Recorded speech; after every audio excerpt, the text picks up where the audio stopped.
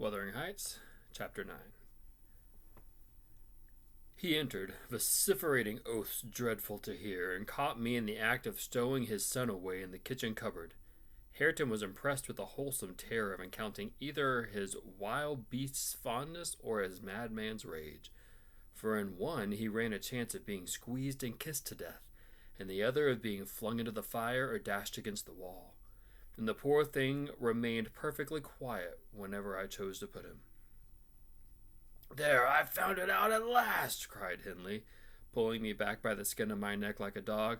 "By heaven and hell, you've sworn between you to murder that child. I know how it is, now that he's always out of my way. But with the help of Satan, I shall make you swallow the carving knife, Nellie. You needn't laugh, for I've just crammed Kenneth head downmost in the Black Horse Marsh, and 2 is the same as 1, and I want to kill some of you. I shall have no rest till I do." "But I don't like the carving knife, Mr. Hindley," I answered. "It's been cutting red herrings. I'd rather be shot, if you please." "You'd rather be damned," he said, "and so you shall. No law in England can hinder a man from keeping his house decent, and mine's abominable. Open your mouth." He held the knife in his hand and pushed its point between my teeth. But for my part, I was never much afraid of his vagaries. I spat out and affirmed it tasted detestable. I would not take it on any account. "Oh," he said, releasing me, "I see that hideous little villain is not Hareton. I beg your pardon, Nell. If it be, he deserves flaying alive for not running to welcome me and for screaming as if I were a goblin. Unnatural cub, come hither. I'll teach thee to impose on a good-hearted, deluded father. Now, don't you think the lad would be handsomer cropped? It makes a dog fiercer, and I love something fierce. Get me a scissors, something fierce and trim. Besides, its infernal affectation, devilish conceit it is to cherish our ears. We're asses enough without them. Hush, child, hush. Well, then, it is my darling. Wish to dry thy eyes. There's a joy. Kiss me. What? It won't? Kiss me, Hareton. Damn thee, kiss me. By God, as if I would rear such a monster. As sure as I'm living, I'll break the brat's neck." Poor Hareton was squalling and kicking in his father's arms with all his might, and redoubled his yells when he carried him upstairs and lifted him over the banister. I cried out that he would frighten the child into fits, and ran to rescue him. As I reached them, Hindley leant forward on the rails to listen to a noise below, almost forgetting what he had in his hands. "Who is that?" he asked, hearing someone approaching the stairs foot.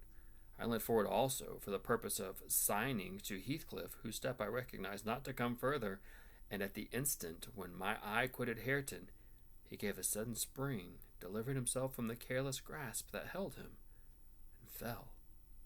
There was scarcely time to experience a thrill of horror before we saw that the little wretch was safe.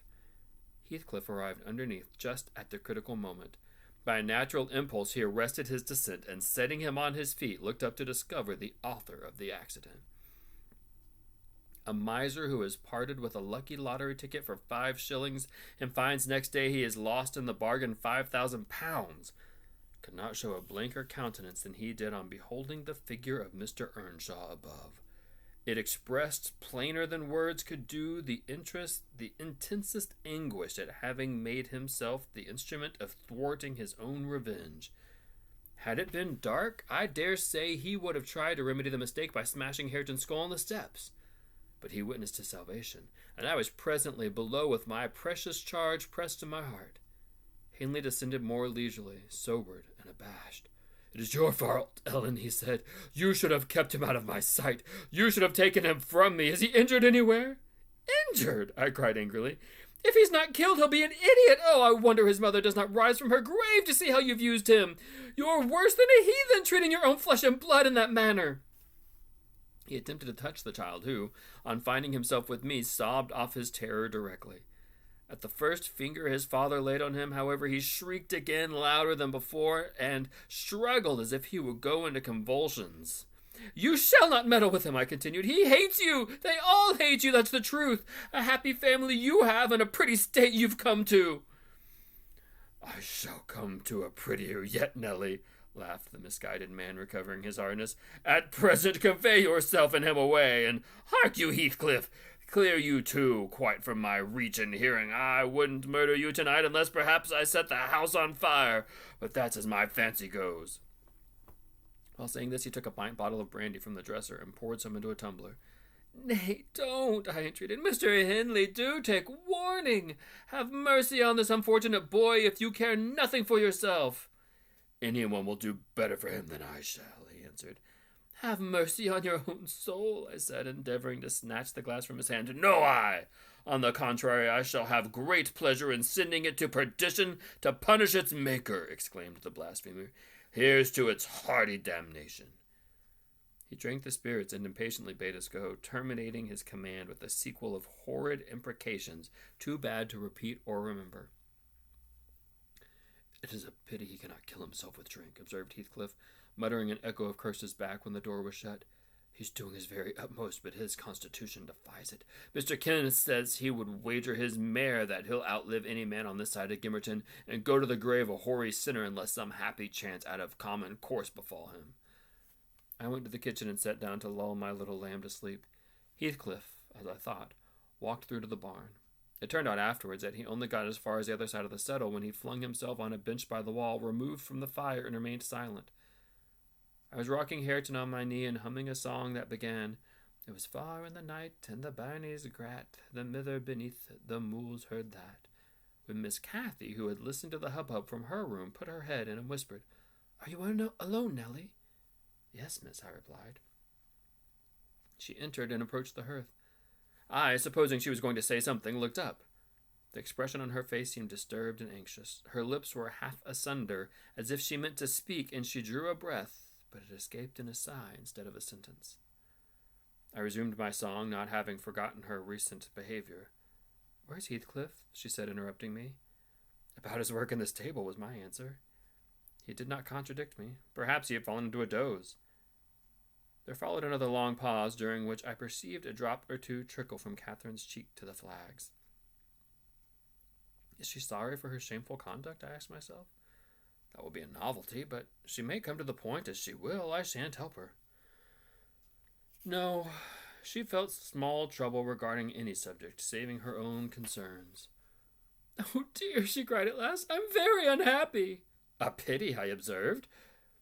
You're hard to please, so many friends and so few cares, and can't make yourself content. Nellie, will you keep a secret for me? She pursued, kneeling down by me and lifting her winsome eyes to my face with that sort of look which turns off bad temper, even when one has all the right in the world to indulge it. Is it worth keeping? I inquired less sulkily. Yes, and it worries me. I must let it out. I want to know what I should do. Today Egerlin has asked me to marry him, and I've given him an answer. Now, before I tell you whether it was consent or denial, you tell me what it ought to have been. Really, Miss Catherine, how can I know? I replied. To be sure, considering the exhibition you performed in his presence this afternoon, I might say it would be wise to refuse him. Since he asked you after that, he must be either hopelessly stupid or a venturesome or a venturesome fool. If you talk so, I won't tell you any more, she returned, peevishly, rising to her feet. I accepted him, Nellie. Be quick and say whether I was wrong. You accepted him? Then what good is it discussing the matter? You have pledged your word and cannot retract. But say whether I should have done so. Do, she exclaimed in an irritated tone, chafing her hands together and frowning. There are many things to be considered before that question can be answered properly, I said sententiously. First and foremost, do you love Mr. Edgar? Who can help it? Of course I do, she answered. Then I put her through the following catechism. For a girl of 22, it was not injudicious. Why do you love him, Miss Cathy? Nonsense, I do, that's sufficient. By no means, you must say why. Well, because he is handsome and pleasant to be with. Bad, was my commentary. And because he is young and cheerful. Bad still. And because he loves me. Indifferent, coming there. And he will be rich. And I shall like to be the greatest woman of the neighborhood, and I shall be proud of having such a husband. Worst of all! And now say how you love him, as everybody loves. You're silly, Nellie. Not at all. Answer. I love the ground under his feet, and the air over his head, and everything he touches, and every word he says. I love all his looks and all his actions, and him entirely and altogether. There now. And why? Nay, are you making a jest of it? It is exceedingly ill-natured. It is no jest to me, said the young lady, scowling and turning her face to the fire. I'm very far from jesting, Miss Catherine, I replied. You love Mr. Edgar because he is handsome and young and cheerful and rich and loves you. The last, however, goes for nothing. You would love him without that, probably. And with it you wouldn't, unless he possessed the former attractions. No, to be sure not. I should only pity him, hate him, perhaps, if he were ugly and a clown. But there are several other handsome, rich young men in the world, handsomer possibly, and richer than he is. What should hinder you from loving them? If there be any there out of my way, I've seen none like Edgar. You may see some. And he won't always be handsome and young, and may not always be rich. He is now, and I have only to do with the present. I wish you would speak rationally. Well, that settles it. If you have only to do with the present, then marry Mr. Linton. I don't want your permission for that. I shall marry him, and yet you have not told me whether I am right.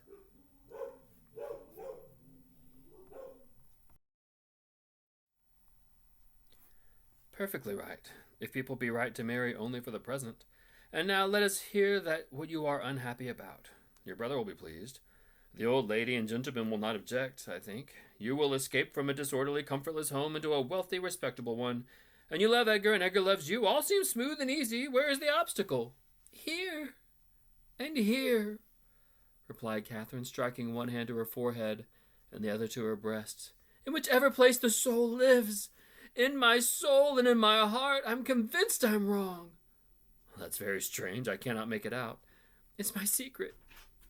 But if you will not mock at me, I'll explain it. I can't do it distinctly, but I'll give you a feeling of how I feel. She seated herself by me again. Her countenance grew sadder and graver, and her clasped hands trembled.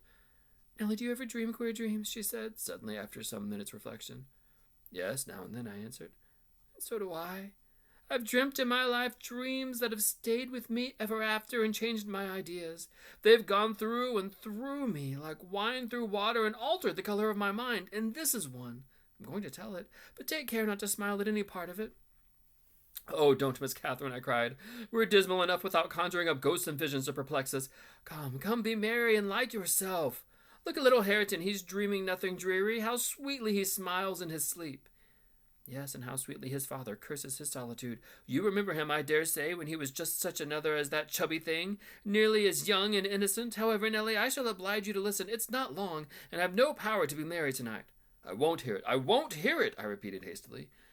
I was superstitious about dreams then, and still am, and Catherine had an unusual gloom in her aspect that made me dread something from which I might shape a prophecy and foresee a fearful catastrophe. She was vexed, but she did not proceed. Apparently taking up another subject, she recommended in a short time, If I were in heaven, Nellie, I should be extremely miserable. Because you are not fit to go there, I answered. All sinners would be miserable in heaven. But it is not for that. I dreamed once that I was there. I tell you, I won't hearken to your dreams, Miss Catherine. I'll go to bed, I interrupted again. She laughed and held me down, and I made for a motion to leave my chair. This is nothing, she cried. I was only going to say that heaven did not seem to be my home, and I broke my heart and with weeping to come back to earth, and the angels were so angry that they flung me out into the middle of the hearth on top of Wuthering Heights, where I woke up sobbing for joy. That will do to explain my secret as well as the other. I have no more business to marry Edgar Linton than I have to be in heaven, and if the wicked man in there had not brought Heathcliff so low, I shouldn't have thought of it. It would degrade me to marry Heathcliff now. So he shall never know how I love him, and that not because he's handsome, Nellie, but because he's more myself than I am. Whatever our souls are made of, his and mine are the same, and Linton's is as very different as a moonbeam from lightning or frost from fire. Ere the speech ended, I became sensible of Heathcliff's presence. Having noticed a slight movement, I turned my head and saw him rise from the bench and steal out noiselessly. He had listened till he heard Catherine say it would degrade her to marry him, and then he stayed to hear no further. My companion, sitting on the ground, was prevented by the back of the settle from remarking his presence or departure, but I started and bade her hush. Why? She asked, gazing nervously around. Joseph is here, I answered, catching opportunely the roll of the cartwheels on the road, and Heathcliff will come in with him. I'm not sure whether he were not at the door this moment. Oh, he couldn't overhear me at the door, she said. Give me Hareton while you get the supper, and when it is ready, ask me to sup with you. I want to chat I want to cheat my uncomfortable conscience and be convinced that Heathcliff has no notion of these things. He has not, has he? He does not know what being in love is. I see no reason that he should not know as well as you, I returned. And if you are his choice, he'll be the most unfortunate creature that was ever born. As soon as you become Mrs. Linton, he loses his friend and love and all. Have you considered how you'll bear the separation and how he'll bear to be quite deserted in the world? Because, Miss Catherine, he is quite deserted. We separated, she exclaimed, with an accent of indignation. Who is to separate us, pray? They'll meet the fate of Milo. Not as long as I live, Ellen, for no mortal creature. Every Linton on the face of the earth might melt into nothing before I could consent to forsake Heathcliff. Oh, that's not what I intend. That's not what I mean. I shouldn't be Mrs. Linton were such a price demanded. He'll be as much to me as he has been all his lifetime. Edgar must shake off his antipathy and tolerate him at least. He will when he learns my true feelings toward him. Nellie, I see now. You think me a selfish wretch. But did it ever strike you that if Heathcliff and I married, we should be beggars? Whereas if I marry Linton, I can aid Heathcliff to rise and place him out of my brother's power. With your husband's money, Miss Catherine? I asked. You'll find him not so pliable as you calculate upon, and though I'm hardly a judge, I think that's the worst motive you've given yet for being the wife of Miss Linton, of young Linton. It is not, retorted she. It is the best. The others were the satisfaction of my whims, and for Edgar's sake, too, to satisfy him. This is for the sake of one who comprehends in his person my feelings to Edgar and myself. I cannot express it, but surely you and everybody have a notion that there is, or should be, an existence of yours beyond you. What would the use of my creation if I were entirely contained here? My great miseries in the world have been Heathcliff's miseries, and I watched and felt each from the beginning. My great thought in living is himself. If all else perished and he remained, I should still continue to be. And if all else remained and he were annihilated, the universe would turn to a mighty stranger. I should not seem a part of it. My love for Linton is like the foliage in the woods. Time will change it. Well, it wears. Winter changes the trees. My love for Heathcliff resembles the eternal rocks beneath, a source of little visible delight, but necessary. Nellie, I am Heathcliff. He's always, always in my mind, not as a pleasure any more than I am always a pleasure to myself, but as my own being. So don't talk of our separation again. It is impracticable and... She paused and hid her face in the folds of her gown, and I jerked it forcibly away. I was out of patience with her folly. If I can make any sense of your nonsense, miss, I said, it only goes to convince me that you are ignorant of the duties you undertake in marrying, or else that you are a wicked, unprincipled girl. But trouble me with no more secrets. I'll not promise to keep them. You'll keep that? She asked eagerly. No, I'll not promise, I repeated. She was about to insist when the entrance of Joseph finished our conversation, and Catherine removed her seat to her corner and nursed Hareton while I made the supper. After it was cooked, my fellow servant and I began to quarrel who should carry some to Mr. Hindley, and we didn't settle it till it was nearly cold. Then we came to the agreement that we would let him ask for it if he wanted any, for we feared particularly to go into the presence when he had been some time alone. Odd, isn't that now come in from the field be this time? What is he about? Gertrude sight, demanded the old man, looking round for Heathcliff. I'll call him, I replied. He's in the barn, I've no doubt.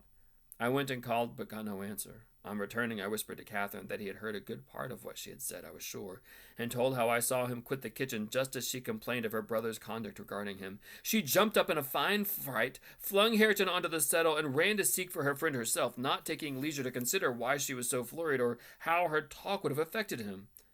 She was absent such a while that Joseph proposed we should wait no longer. He cunningly conjectured they were staying away in order to avoid hearing his protracted blessing.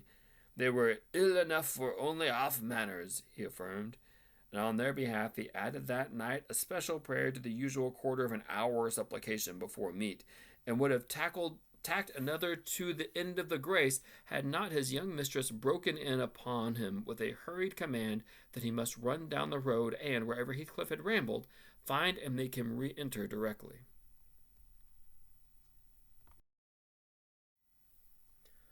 I want to speak him, and I must, before I go upstairs, she said, and the gate is open. He is somewhere out of hearing, for he would not reply, though I shouted at the top of the fold as loud as I could. Joseph objected at first. She was too much in earnest, however, to suffer contradiction, and at last he placed his hat on his head and walked grambling forth. Meanwhile, Catherine paced up and down the floor, exclaiming, "I wonder where he is. I wonder where he could be. What did I say, Nellie? I've forgotten. Was he vexed at my bad humor this afternoon? Dear, tell me what I've said to grieve him. I do wish he'd come. I do wish he would." "What a noise for nothing," I cried, though rather uneasy myself. "What a trifle scares you? I'm surely no great cause of alarm that Heathcliff should take a moonlight saunter on the moors, or even lie too sulky to speak to us in the hayloft. I'll engage he's lurking there, see if I don't ferret him out." I departed to renew my search. Its result was disappointment, and Joseph's quest ended in the same. "Yon lads get water and war," observed he on re-entering. "He's left the yate in full swing, and his ponies trodden down 2 rigs of corn are plotted through right into the meadow. Hassum diver to master'll play to devil to morn, and hill to wheel. His patience is wailing with such careless, awful creatures. Patience is lend he is, but he'll not be so alas, ya see all you will. Nay, munt drive him at his heat for now." "Have you found Heathcliff, you ass?" interrupted Catherine. "Have you been looking for him as I ordered?" "I should more lacker look for the horse," he replied. "It'd be to more sense, but all can look for no further for the horse.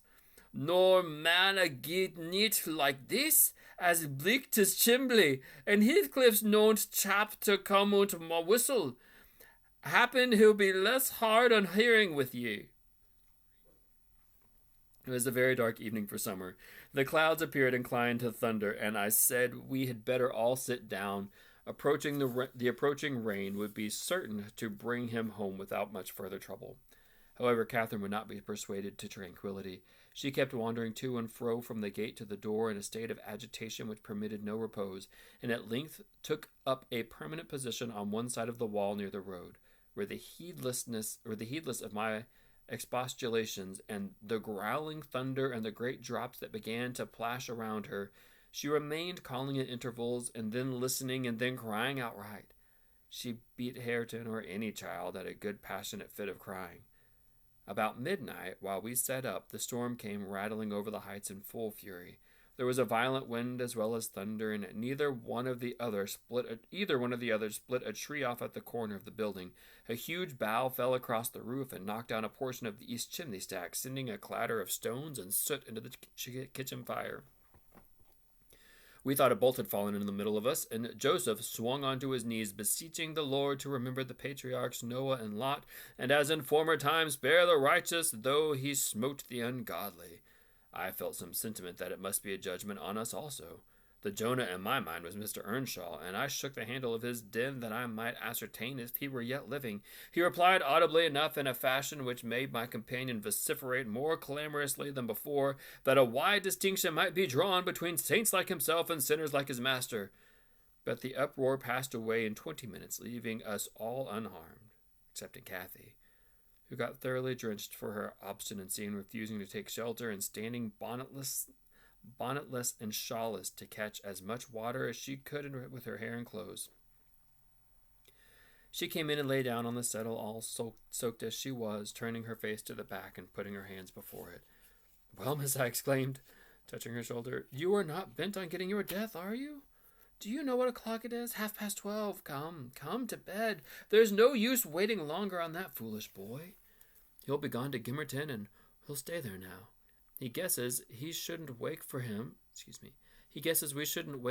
till this late hour. At least he guesses that only Mr. Hindley would be up, and he'd rather avoid having the door opened by the master." Nay, he's known to Gimmerton," said Joseph. "I's never wondered but he be at the bottom of the bug hoyle. This visitation's warn't for now, and I would have you to look at, miss. You must be next. Thank heaven for all. All works together for good to them chosen and picked a fruit in the rubbish. You know what Scripture says." And he began quoting several texts referring to us to the chapter and verses where we might find them. I, having vainly begged the wilful girl to rise and remove her wet things, left him preaching and her shivering, and betook myself to bed, while little Hareton, with little Hareton, who slept as fast as if everyone had been sleeping around him. I heard Joseph read on a while afterwards, then I distinguished his slow step up the ladder, and then I dropped asleep. Coming down somewhat later than usual, I saw by the sunbeams piercing the chinks of the shutters Miss Catherine still seated by the fireplace. The house door was still ajar. Light entered from its unclosed windows. Hindley had come out and stood on the kitchen hearth, haggard and drowsy. "What ails you, Cathy?" he was saying when I entered. "You look as dismal as a drowned whelp. Why are you so damp and pale, child?" "I've been wet," she answered reluctantly, "and I'm cold, that's all." "Oh, she is naughty," I cried, perceiving the master to be tolerably sober. "She got steeped in the shower of yesterday evening, and there she has sat the night through, and I couldn't prevail her to stir." Mr. Earnshaw stared at us in surprise. "The night through," he repeated. "What kept her up? Not fear of the thunder, surely. That was over hours since." Neither of us wished to mention Heathcliff's absence as long as we could conceal it, so I replied I didn't know how she took it into her head to sit up, and she said nothing. The morning was fresh and cool. I threw back the lattice, and presently the room filled with sweet scents from the garden.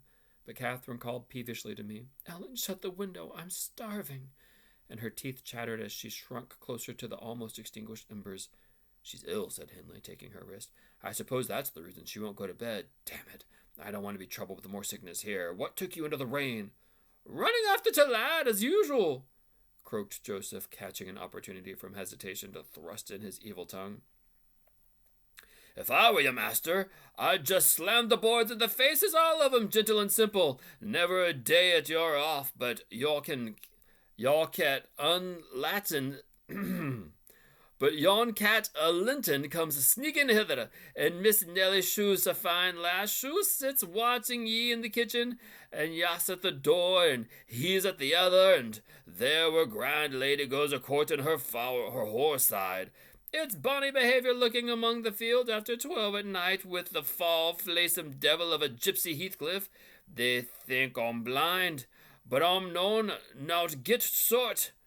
I seed young Linton both coming and going, and I'd see ya," directing his discourse to me, "you good-for-nothing slatternly witch, nip up and bolt into the house the minute you heard master's horse clattering up the road."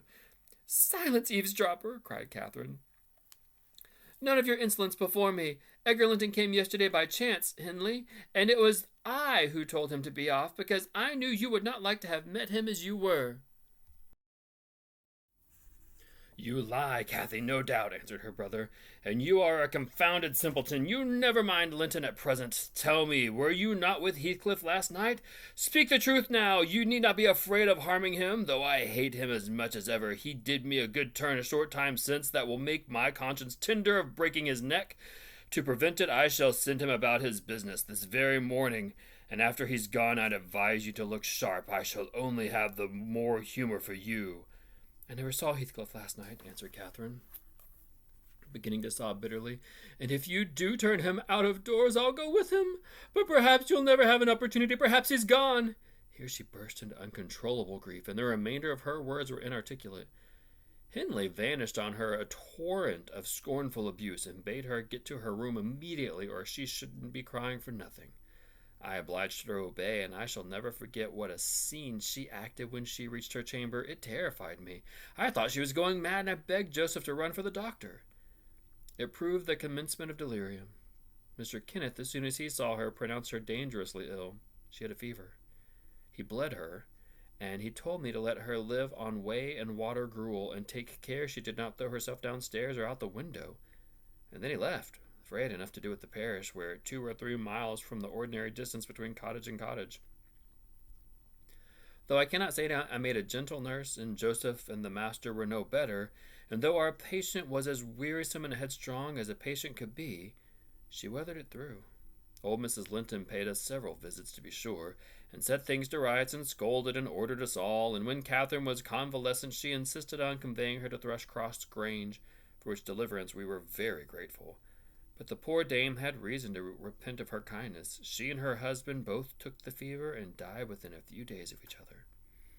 Our young lady returned to us saucier and more passionate and haughtier than ever. Heathcliff had never been heard of since the evening of the thunderstorm, and one day I had the misfortune, when she provoked me exceedingly, to lay the blame of his disappearance on her, where indeed it belonged, as she well knew. From that period, for several months, she ceased to hold any communication with me, save in the relation of a mere servant. Joseph fell under a ban also. He would speak his mind and lecture her all the same, as if she were a little girl, and she esteemed herself a woman, and our mistress, and thought that her recent illness gave her claims to be treated with consideration. Then the doctor said that she would not bear crossing much. She ought to have her own way, and it was nothing less than murder in her eyes for anyone to presume to stand up and contradict her. From Mr. Earnshaw and his companions she kept aloof, and tutored by Kenneth in the serious threat of a fit that often attended her rages, her brother allowed her whatever she pleased to demand, and generally avoided aggravating her fiery temper. He was rather too indulgent in humoring her caprices, not from affection, but from pride. He wished earnestly to see her bring honor to the family by an alliance with the Lintons, and as long as she let him alone, she might trample us like slaves for aught he cared. Edgar Linton, as multitudes have been before and will be after him, was infatuated, and believed himself the happiest man alive on the day he led her to Gimmerton Chapel 3 years subsequent to his father's death. Much against my inclination, I persuaded to leave Wuthering Heights and accompany her here. Little Hareton was nearly 5 years old, and I had just begun to teach him his letters. We made a sad parting, but Catherine's tears were more powerful than ours. When I refused to go, and when she found her entreaties did not move me, she went lamenting to her husband and brother. The former offered me munificent wages, and the latter ordered me to pack up. He wanted no women in the house, he said, now that there was no mistress. And as to Hareton, the curate should take him into hands by and by. And so I had but one choice left, to do as I was ordered. I told the master he got rid of all decent people only to run to ruin a little faster. I kissed Hareton goodbye, and since then he has been a stranger. It's queer to think about it, but I've no doubt he has completely forgotten all about Nellie Dean, and that he was ever more than all the world to her, and that she to him.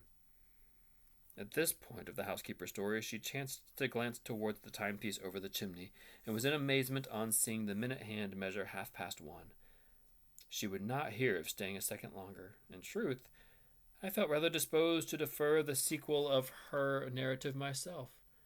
And now that she has vanished to her rest, and I have meditated for another hour or two, I shall summon courage to go also in spite of aching laziness of head and limbs.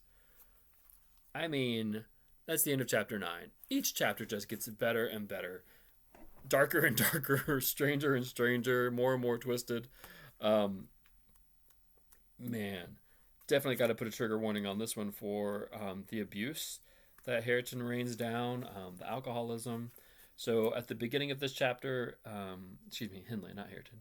Hareton is 2 years old at the beginning of this chapter, and at the opening, remember at the end of chapter 8, Hindley is coming home. Nellie is trying to hide Hareton under the cupboard, and the drunken Hindley comes in, threatening to kill everybody. He wants to stab Nellie with a knife. He actually sticks the knife in her mouth to stab at her, and she spits it out and says it tastes like fish. He threatens to kill his own child. And then he's holding the baby over the banister and gets distracted and drops the baby, and Heathcliff just happens to catch the baby, which gives Heathcliff a bit of power over Hindley, because now Heathcliff has saved Hindley from murdering his own child. All that settles down, and Kathy comes out to talk to Nellie, not knowing that Heathcliff is sitting close by and can hear everything. And the things that Kathy tells, remember, all this is on the same day that Kathy had slapped, that she had pinched Nellie, that she was shaking Hareton, and that Edgar intervened to stop her, and then she slapped Edgar. So all this is on the same day. She starts pouring her heart and soul out to Nellie about the fact that Edgar had proposed, and she had said yes. At this point,